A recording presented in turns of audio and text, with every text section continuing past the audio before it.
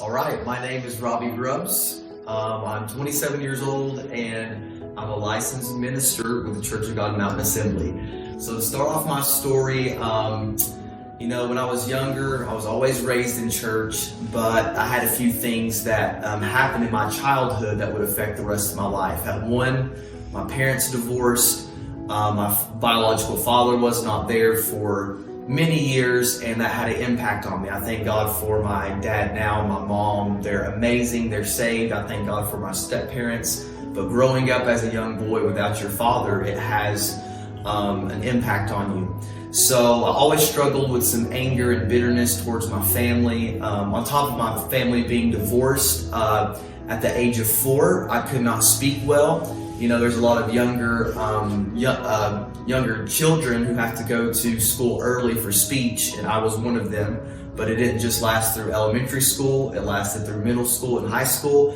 And I was in speech therapy from 4 to 16, so for 12 years. I can remember teachers coming to get me out of class and helping me with my speech and my stutter and things of that nature. So I was very shy. I was very awkward growing up. I can remember walking into school sometimes and trying to talk to my friends and them making fun of me because I could not talk fluently to them. And so not only was my family broken, but my speech was broken too.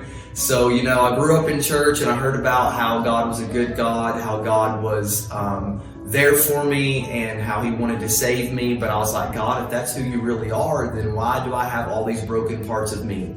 Well, my first experience really feeling the Lord and having an encounter with Jesus was at 11 years old. I went to a drama at a church. It was called Heaven Gates, Hell's Flames, and they depicted what heaven would be like and what hell would be like. And for the first moment in my life at 11 years old, I felt conviction. I felt the presence of God. I felt the power of God. And I went up to the altar and prayed, but I don't feel like I really sold out for God. So fast forward 5 years later, still broken. I had that encounter with Jesus. I'm going to church, but I'm really not saved. And it was July 14th, 2009, Monday night of Barberville Pentecostal Youth Camp in Kentucky. God saved me, and I gave him a chance. I said, God, if you can really fix me, I want you to fix me. I'll give you my anger. I'll give you my bitterness. I'll give you my good parts. I'll give you my bad parts.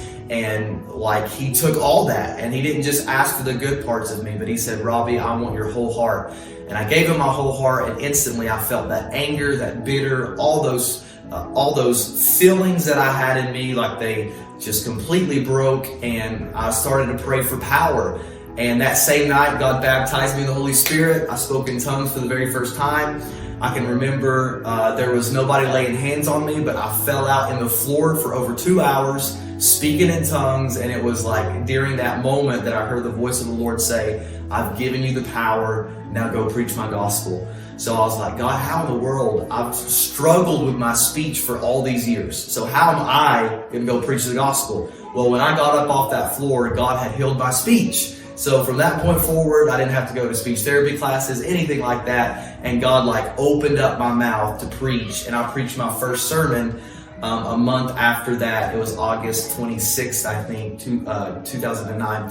So just radical transformation in that, just a couple of months. And really that's what started the path for me in preaching. And during those final 2 years of high school, I felt the call to do missions. I would go to a school of ministry, do my first mission trip.